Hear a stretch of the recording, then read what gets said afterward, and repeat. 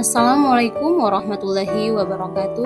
Salam guru penggerak. Perkenalkan, nama saya Julia Aristantia, CGP Angkatan 11 dari SD Negeri 178 Kota Palembang.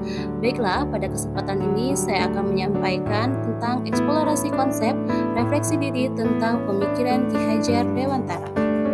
1. Intisari pemikiran Ki Hajar Dewantara tentang pendidikan.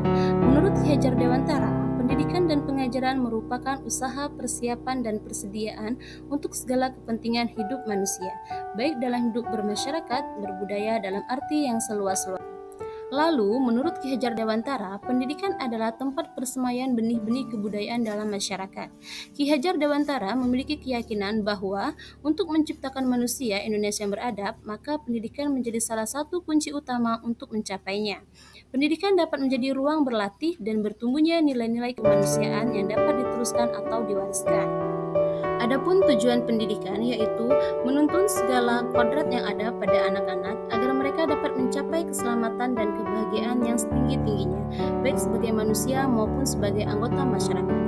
Oleh karena itu, kita sebagai pendidik hanya dapat menuntun tumbuh atau hidupnya kekuatan kodrat yang ada pada anak-anak agar dapat memperbaiki lakunya, bukan dasarnya, hidup dan tumbuhnya kekuatan kodrat anak.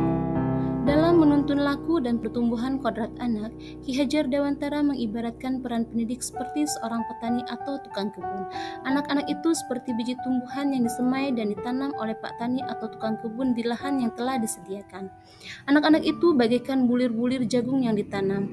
Bila biji jagung ditempatkan di tanah yang subur dengan mendapatkan sinar matahari dan pengairan yang baik, maka meskipun biji jagung adalah bibit jagung yang kurang baik atau kurang berkualitas, dapat tumbuh dengan baik karena perhatian dan perawatan dari Pak Tani. Demikian sebaliknya, meskipun biji jagung itu disemai adalah bibit berkualitas baik namun tumbuh di lahan yang gersang dan tidak mendapatkan pengairan dan cahaya matahari serta tangan dingin Pak Tani, maka biji jagung itu mungkin tumbuh namun tidak akan optimal. Begitu pula dalam proses menuntun, anak diberi kebebasan namun pendidik sebagai pamong dalam memberi tuntunan dan arahan agar anak tidak kehilangan arah dan membahayakan dirinya. Seorang pamong dapat memberikan tuntunan agar anak dapat menemukan kemerdekaan dalam belajar. Yang kedua, pembelajaran yang mencerminkan Ki Hajar Dewantara. Pembelajaran dari filosofi Ki Hajar Dewantara, yang pertama, memerdekakan dan berpusat pada murid. Yang kedua, mengikuti perkembangan zaman. Ketiga, tidak bertentangan pada nilai-nilai kemanusiaan. Dan yang keempat, pembangunan budi pekerti dan berfokus pada proses bukan hasil. Selanjutnya, yang ketiga adalah filosofi Ki Hajar Dewantara dapat terwujud jika yang pertama yaitu adalah guru bersifat among sesuai dengan semboyan atau teologi Ki Hajar Dewantara. Selanjutnya, pembelajaran sesuai dengan kodrat alam dan kodrat zaman, dan kemerdekaan dalam memilih metode pembelajaran dan evaluasi yang berpusat pada peserta didik.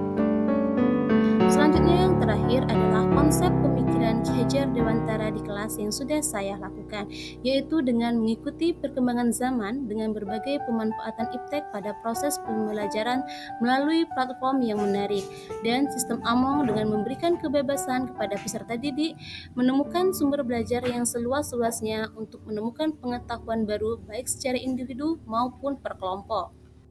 Baik, itulah tadi refleksi diri dari saya mengenai eksplorasi konsep refleksi diri tentang pemikiran Ki Hajar Dewantara. Semoga bermanfaat. Terima kasih. Wassalamualaikum warahmatullahi wabarakatuh.